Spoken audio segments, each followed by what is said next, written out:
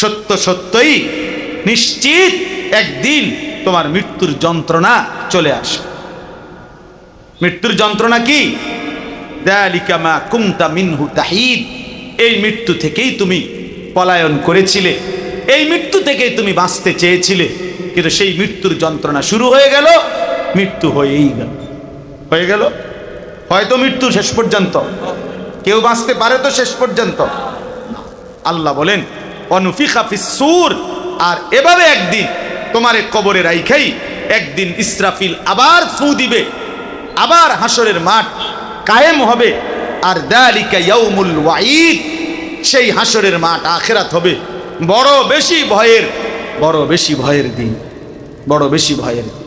আল্লাহ তাআলা বলেন ওয়াজাআত কুল্লু নাফসিম মাআহা সাইকুম ওয়া শাহীদ, এই তোমার ডানে বামে যেই দুইজন ফেরেশতা ছিল হাসরের দিন, ওনারাই তোমারে নিয়ে আসবে, ওনারাই তোমারে নিয়ে আসবে হাসরের মাঠে।